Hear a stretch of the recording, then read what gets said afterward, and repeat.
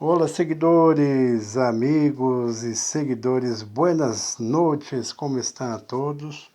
Espero que estejam todos bem, que hayam tenido um bom dia, com muita paz, saúde e felicidade e tranquilidade também. Amigos seguidores, hoje vamos fazer o vídeo de la noite, donde hubo seguidos sismos em Chile. Houve 8 sismos em Chile, 8 sismos com réplicas, e vamos iniciarmos com o sismo que se passou em Chile hoje em la tarde, 3.4 em la escala Richter, 3.4 Chile, a 97 quilômetros de profundidade, cerca de la Terra, a 1h44 da tarde de hoje. Cerca de la Terra, pero que 3.4 de baixa intensidade o sismo, então não é sentido muito. Depois Chile novamente 3.5 em la escala Richter, a solamente 16 km de profundidade. Este sismo se passou às 3h51 da tarde. Então, 3.5 a solamente 16 km de profundidade, aí sentido um pequeno movimento em Chile. Depois, o terceiro Chile seguido, 3.2. Chile 3.2, em la escala Richter. Novamente a 27 km de profundidade, cerca de la Terra, Chile 3.2. Este sismo se passou às 4h11 da tarde de hoje, tá bem?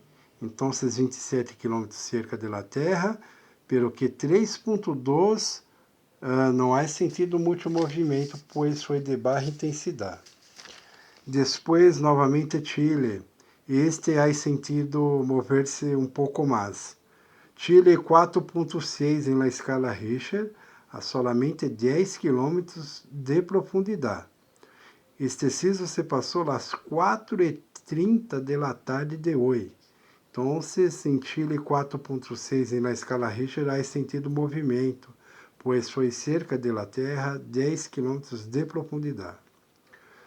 Depois, novamente, Chile 3.5 em la escala Richter, a 72 km de profundidade, cerca da Terra também.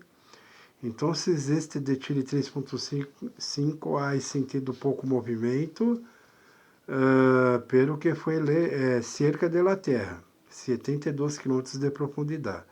Este sismo se passou às 4h50 da tarde de hoje. Depois houve um sismo em Bolívia, 3.1 em la escala Richter, a 149 km de profundidade, tá bem?